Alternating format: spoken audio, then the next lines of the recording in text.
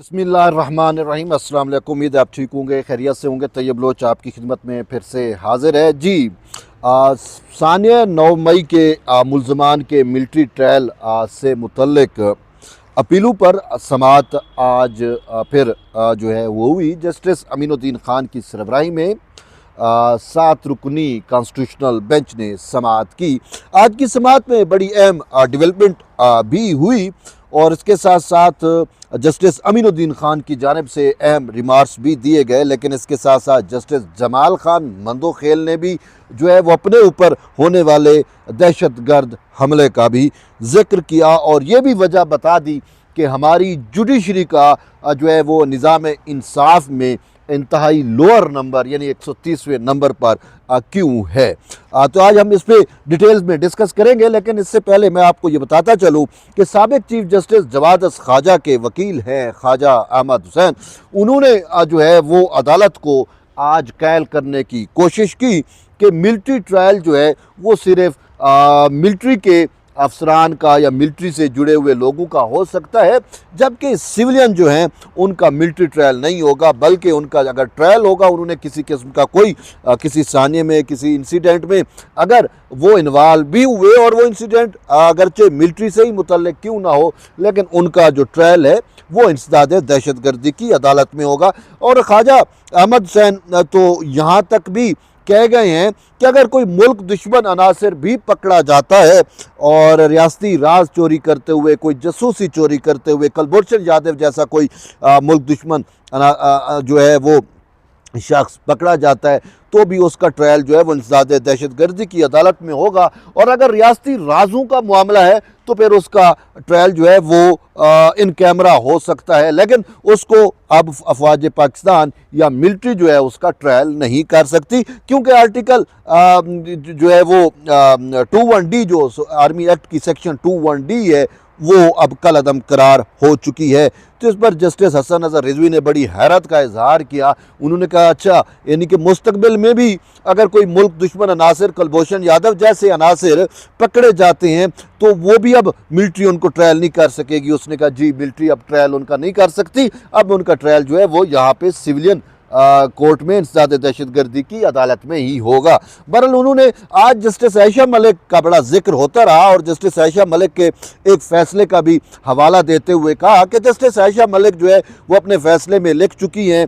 कि सिविलियन का अगर मिलिट्री ट्रायल होता है तो वो फिर बुनियादी इंसानी हकूक़ जो है वो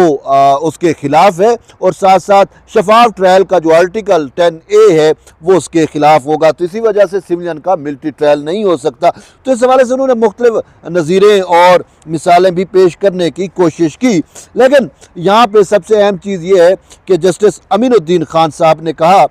कि क्या मफरूज़े के बुनियाद पे, अजम्पशंस की बुनियाद पे जो है वो क्या जो है वो किसी कानून को कलअदम करार दिया जा सकता है। तो इस पर जस्टिस जमाल खान साहब का भी यही कहना था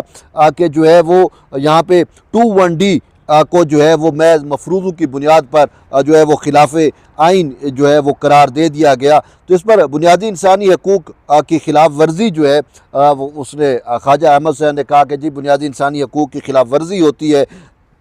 अगर उनका ट्रायल मिलिट्री होगा। तो बहरहाल इस पर उन्होंने ये भी हवाला दिया कि जब जस्टिस उमर अता बंदियाल इस मामले को सुन रहे थे साबिक चीफ जस्टिस, तो उस टाइम जो है वो अटॉर्नी जनरल फॉर पाकिस्तान ने जो है वो रियासत की जानिब से अदालत को ये यकीन दहानी कराई थी कि सानिया 9 मई के जो मुल्ज़मान हैं उनको बुनियादी इंसानी हकूक़ उनका जो है वो तहफ़्फ़ुज़ किया जाएगा। और इसके साथ साथ उन्होंने कहा कि जब मिलिट्री कोर्ट बैठती है तो मिलिट्री कोर्ट के जो कन्वीनिंग अफसरान हैं उनके अहकामात जो है वो असरअंदाज होते हैं ट्रायल के ऊपर। और इस हवाले से उन्होंने 2 अहम वाक़यात का जिक्र भी किया, बल्कि 2 अहम चीज़ों का। उसमें एक तो उन्होंने कहा कि फ़ौज के तर्जमान इदारा ISPR ने जो है वो सानिया 9 मई से मुतल्लिक एक स्टेटमेंट, एक प्रेस रिलीज़ जारी की और जिसमें उन्होंने कहा कि 9 मई करने वाले के ख़िलाफ़ जो है वो फ़ौज में गम व गुस्सा पाया जाता है और उनसे किसी किस्म की रू रियायत जो है वो नहीं बरती जाएगी। और इसके साथ साथ उन्होंने ये भी कहा کہ کور کمانڈر کانفرنس جو ہوئی تھی اس میں بھی یہی کہا گیا تھا کہ 9 مئی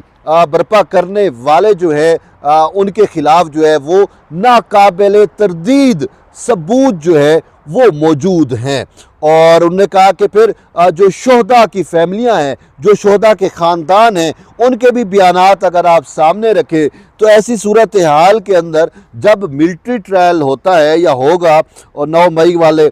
ملزمان کا، تو وہ جو کنویننگ افسران ہوں گے، وہ جو ملٹری ٹرائل کو انڈکٹ کر رہے ہوں گے، جو ملٹری کے افسران ہوں گے، کیا وہ ان بیانات کے زیر اثر نہیں ہوں گے؟ کیا وہ ان بیانات سے جو ہے وہ اثر نہیں لے رہے ہوں گے؟ تو اسی وجہ سے انہوں نے کہا کہ شفاف ٹرائل جو ہے وہ نہیں ہو سکتا۔ اس وقت جسٹس امین الدین خان نے کہا کہ شفاف ٹرائل وہ جو افسر جو ہوتا ہے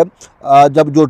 وہ انڈر اوتھ آ جاتے ہیں اور جب ملٹری ٹرائل ہوتا ہے تو وہ پھر اثر نہیں لیتے ان افسران کا، کیونکہ باقی فوج کے وہ معاملات سے اس کا عمل دخل نہیں ہوتا۔ ان کے پاس جو کیس ہوتا ہے، جو ٹرائل ہوتا ہے، صرف اس کے فیکٹ تک جو ہے وہ محدود رہتے ہیں۔ اور اس کے ساتھ ساتھ جو ہے وہ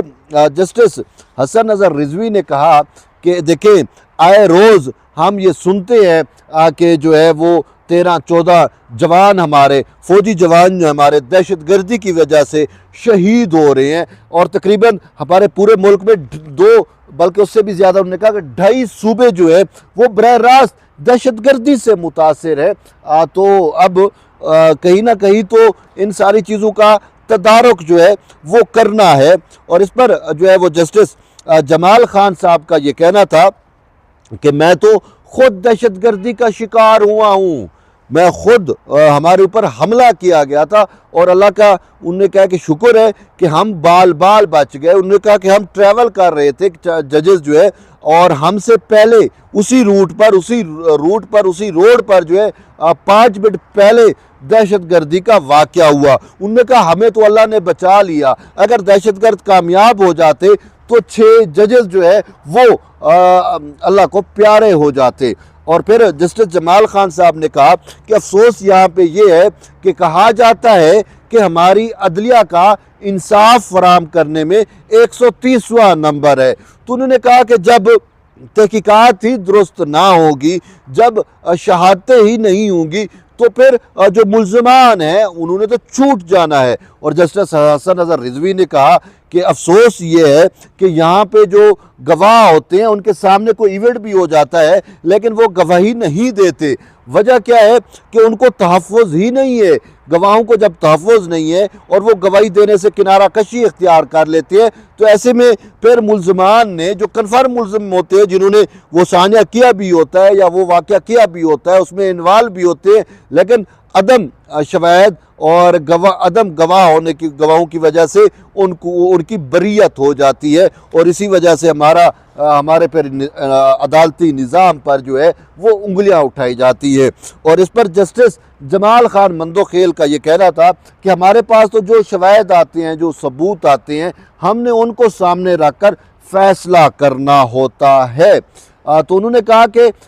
فیصلہ کرنا ہمارا کام ہے، لیکن ہم یہ نہیں کہتے کہ ہم انصاف کر سکتے ہیں، انصاف کرنا اللہ کی ذات کا کام ہے۔ تو بہرحال ہمارے پاس جو شواہد ہوں گے، جو ثبوت ہوں گے، ہم ان کو ہی سامنے رکھ کر جو ہے وہ انصاف کر سکتے ہیں۔ انہوں نے یہ بھی کہا جسٹس حسن اظہر رضوی نے کہ اس وقت تو ملک میں کوئی مکتی بانی تحریک نہیں ہے۔ مکتی بانی کے آپ اگر بیس منظر سے واقف ہیں، وہ جو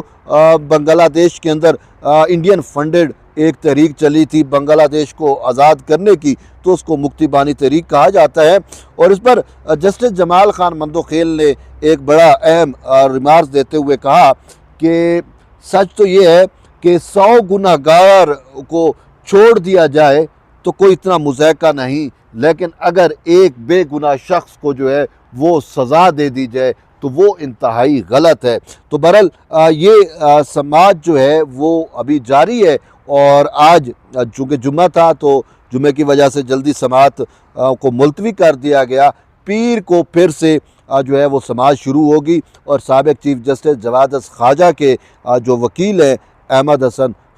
خواجہ احمد حسین، وہ اپنے دلائل پیر کو بھی جاری رکھیں گے۔ اب دیکھتے ہیں اس معاملے پر کیا ڈیولپمنٹ ہوتی ہے، کیونکہ اگر آپ ملٹری کورٹ اور اس معاملے کو دیکھتے ہیں تو اس کے 2 فیز ہیں یا اس کے 2 میٹر ہیں۔ ایک معاملہ یہ ہے کہ 9 مئی کے انتشاری فشاری جو ہے کیا ان کا ٹرائل ملٹری ٹرائل ہو سکتا ہے یا نہیں ہو سکتا، یہ ایک معاملہ ہے۔ دوسرا معاملہ یہ ہے کہ سپریم کورٹ آف پاکستان کے جو justice Ijaz ul Ahsan retired justice ہے اب، ان کا جو فیصلہ تھا یا ان کے جو بینچ نے فیصلہ دیا تھا وہ یہ تھا کہ سویلین کا ملٹری ٹرائل نہیں ہو سکتا، اور ساتھ ساتھ انہوں نے یہ بھی آئین کے آرٹیکل آرمی ایکٹ کی چند دفعات جس میں 21D وغیرہ شامل ہیں ان کو بھی کالعدم قرار دے دیا تھا۔ اب 21D اور اس طرح کی دفعات اگر کالعدم قرار دی گئی تھی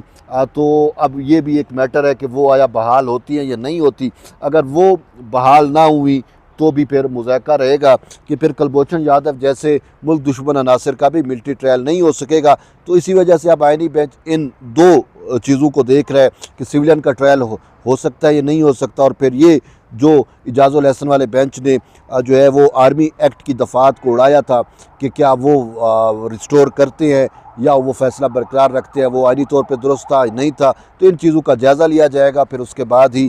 جو ہے عدالت کسی نتیجے پر پہنچے گی۔ تو بس آپ بھی جڑے رہیے، کوئی اور اہم ڈیولپمنٹ ہوگی تو ہم آپ تک شیئر کریں گے۔ ملتے ہیں ایک نئی ویڈیو، تب تک اجازت دیں، اللہ حافظ۔